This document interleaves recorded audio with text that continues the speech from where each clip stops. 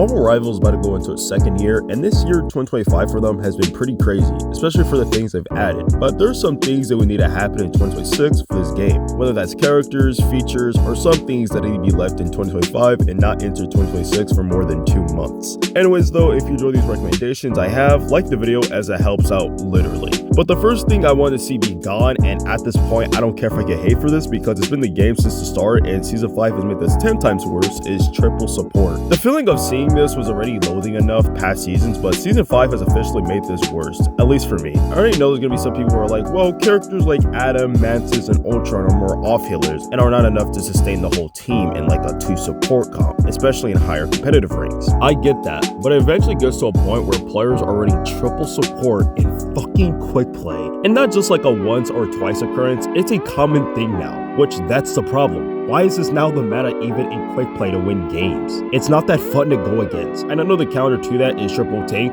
The problem is people don't play tank, let alone think of an idea of triple tank, because the typical tanks they pick is Mag, Strange, Emma, Thor, The Thing, and probably Groot, which aren't bad tanks, but without dives like Venom and Cap, it's kind of useless. So the 2 solutions I have is reduce the healing if there's more than 3 healers, or make their ults take longer to get. And just saying, nobody against, there are characters like Adam, Ultron, and Mantis who are off healers, and if one of the 2 supports is like Adam, then it feels like someone is forced to be another healer to maximize the heals for the team, especially in comp, which I think that's where NetEase is going to have to look at these characters again and essentially rework their kit, not only to be good for damage, but also be good for heals as well. Another thing that I need Guang to change ASAP in 2026 for the competitive rank side is bans per team. With how much characters that get added to this game every year, that being 12, and we currently have 45 as of right now, and with that much characters that are broken and have broken team ups, 2 bans is just not enough anymore, which I think we now need to have 3 to 4 bans per team. It's not like they can't do it. They have this in tournaments and in custom games. They're just gonna do their job and not be lazy. And since we're on the topics of bans, the duplicate bans need to be dealt with as well, because as I said earlier, there's way too much characters in this game now that could be a problem for your team or in general. So to avoid duplicate bans, let one side go first and the next team can go, similar to R6 and a Rivals tournament, so again, it's much easier and less problematic.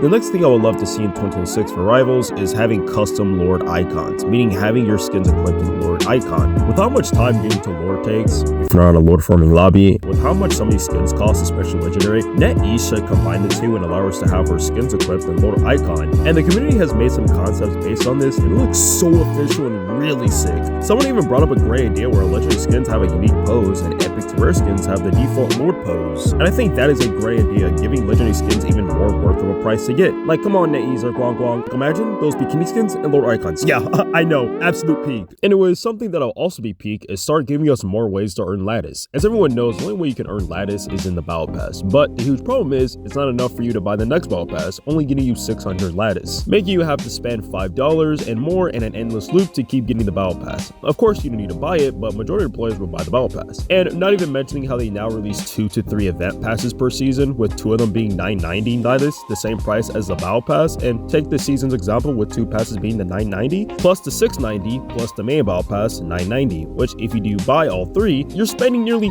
$40 and in return only gonna get 600 lattice, that being in the main battle pass. That is truly ridiculous. Unlike Fortnite where you do purchase the battle pass and finish it, you have enough to buy the next battle pass, then the next one, and just in an endless amount. That of course if you don't spend any on cosmetics, but that single $8 is enough for you to buy the battle pass forever. Unlike Rivals where buying the cheapest one with a lot, $20, can barely get you 2 passes. That's a problem that I'm surprised no one is calling them out on.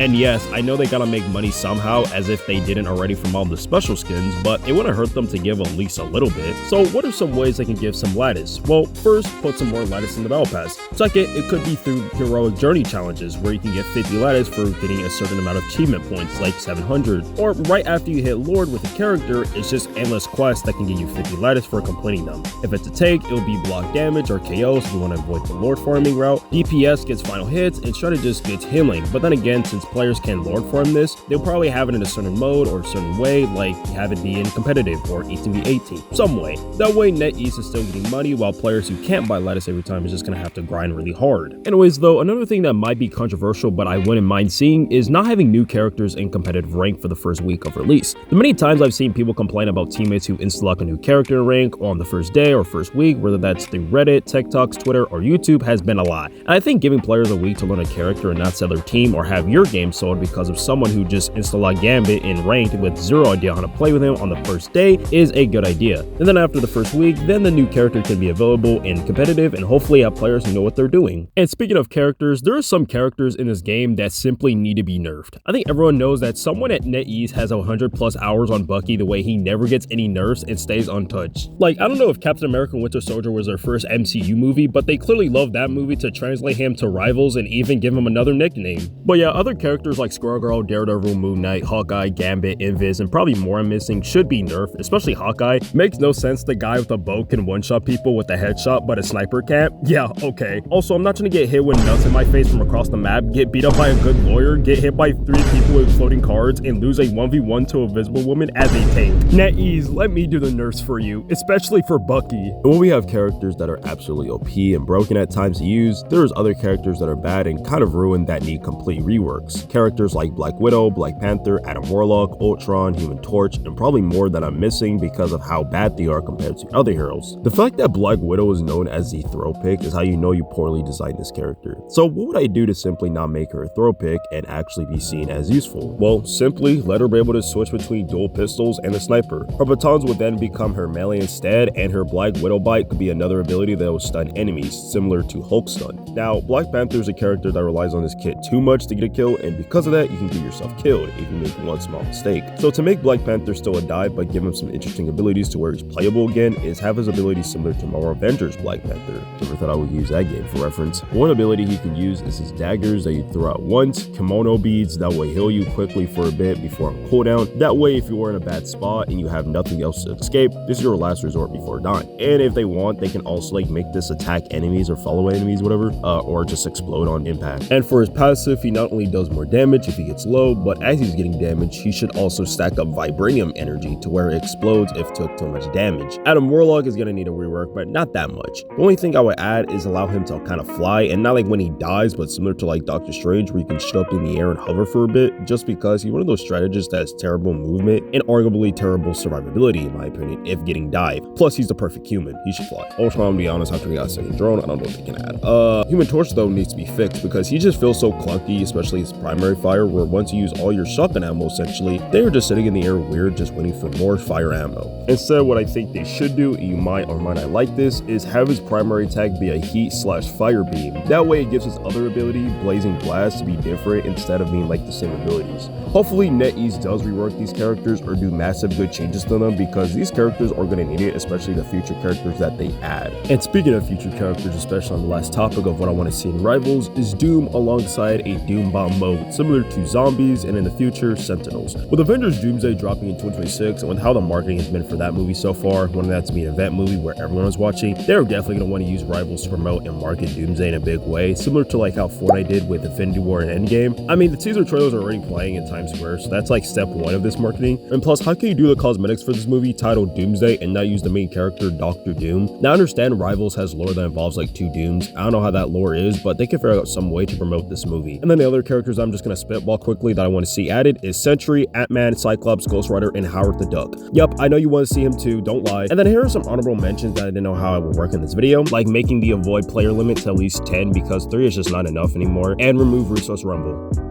Self-explanatory. Anyways guys, that is it. If you enjoyed this video, whether that's my list of things I want to see in Rivals 2026, the background gameplay, or just me yapping, then consider subscribing with notifications as I do more game content and not just Rivals. Also, I'm trying to hit 500 subscribers or more for 2026, so help a small creator out, man. Comment below what you want to see in Rivals for 2026 and like the video, and yeah, see ya.